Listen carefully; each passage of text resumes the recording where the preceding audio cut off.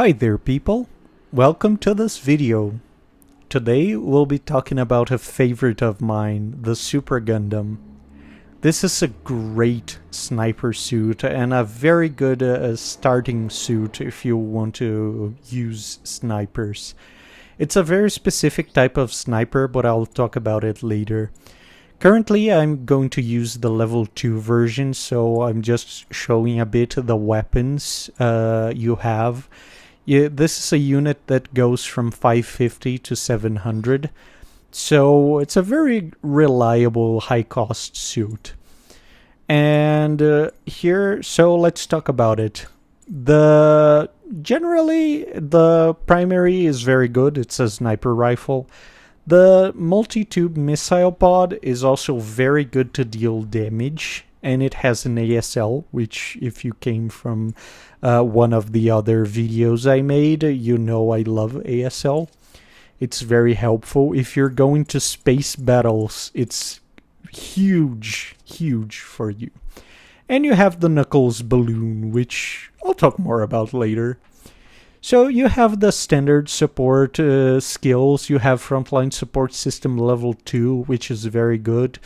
Scouting parallel processing device, which is very good for a sniper.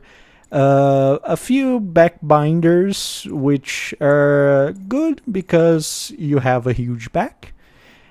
And that's mostly it.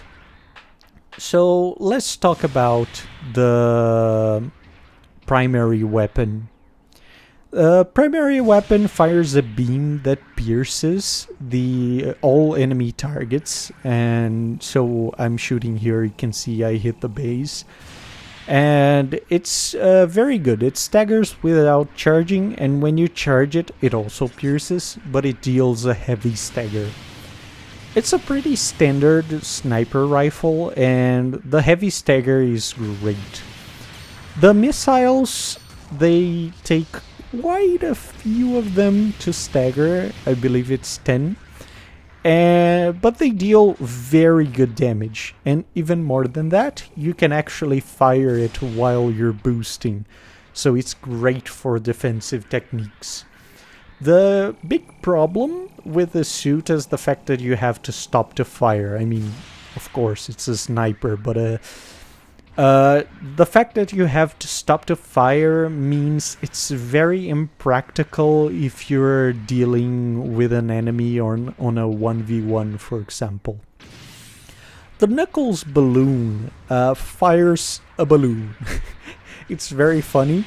It disguises your unit so you stop appearing on the radar and the balloon appears on the enemy radar. It's fun to use if you have like those stealthy inclinations, but it's mostly I use it as a deterrent, and you're gonna see what I mean when we go to the gameplay.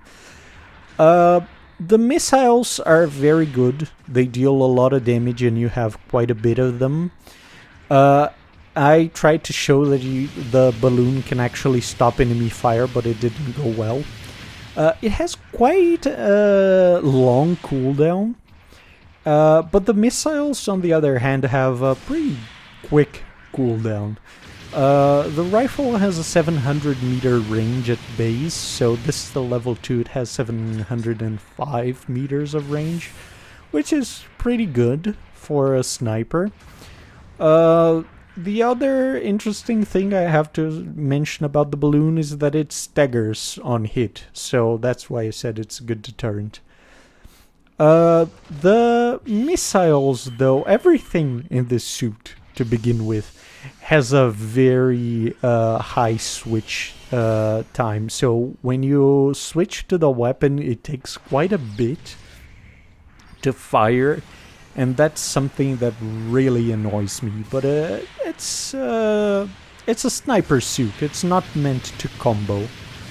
So we start the game and I try to fire a quick shot to see if I can hit anyone. And I fire some missiles to serve as a deterrent. You can see you can sometimes do some quick snipes, but it's not where this suit shines. The beam also has a somewhat uncomfortable time to it, so it's quite slow when you're firing it at very long targets, and that can be a big problem. So I go to cover, and the ally that was there is not there anymore. How great. And death by Zeta plus A1, I believe, is the raid type. I'm not seeing the rest of it. He's gonna pursue me for quite a while in this match. So the important thing you have to know about this suit is it is a sniper. It plays different from all of the other support types. There are generally 4 support types. I consider I made it up by myself, so don't trust too much on it. But these types are basically the sniper, the frontline support, and the skirmisher.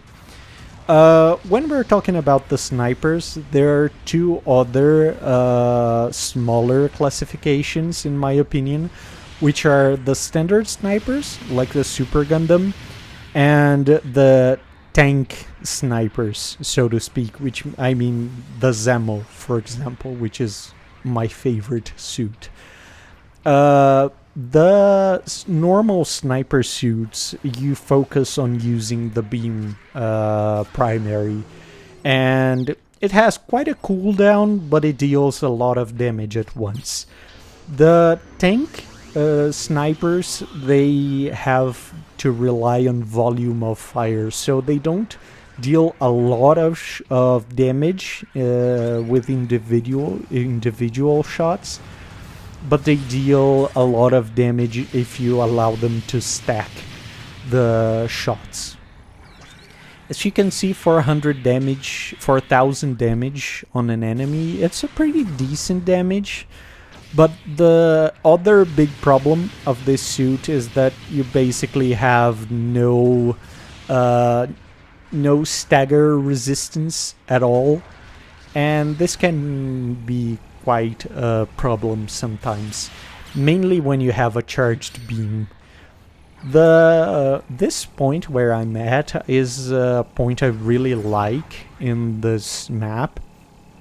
The point on the other side is actually very bad compared to this one, but this one is a good one to stay if you are on the beginning of the match, because usually the enemy will come from the other side and you can hit them through this hole. So again, as I said, the important thing is it's not a combo suit. You have, by the way, death by balloon, which I love saying balloon. That's a very funny death. I was laughing a lot when this happened. So mostly what I mean about deterrent is that you fire it and it reduces, it's like mobile cover. The enemies have reduced visibility if they're not directly looking into the radar or at you. They will look at the radar and see someone approaching, so sometimes you can bait a melee around the corner or something and make them expose themselves. It is also an interesting deterrent because it staggers on hit, so though let's be honest, at this cost most of the enemy suits will have maneuver armor, so it's not great and you're probably gonna get hit, but it is what it is. So I use the tackle animation as a dodge here, so I can get away from the raid. And this is a position where I was basically gonna die anyway, but this comes with an important thing. As a support, your thruster is your lifeline. If you have no thruster, you are basically dead. So use our thrusters with caution, and you can also use tackles as a sort of dodge. And this can help you negate some damage or make you live for a bit. So I'm back, and I'm as you can see, the missiles are quite slow and they take a bit of time to get ready for use. So it's not a very good... you can't really do combos with this suit. Like if you've seen my other videos, I talk a bit about ranged combos. You can't really do that in this suit. And due to the poor stagger resistance, you see I just fired that shot I had charged just in case the enemy comes forward, because I see it deploying funnels. So I really think this suit would benefit from stabilization device, which would be very nice. But overall, you don't have to kneel when you're going to fire. I just do it out of... I'm used to it. So you get a bit of damage, and if you're gonna charge the shot, you're gonna stay there for some time. So just kneel a bit so you can get a bit more damage. This is a very good starting suit in my opinion, though if I'm being honest, 550, 600 cost is not an ideal starting cost. But if you want to play something at this cost range, and you want to try out supports, you want to try out a sniper specifically, you can try this suit. I think it's a very good starting suit.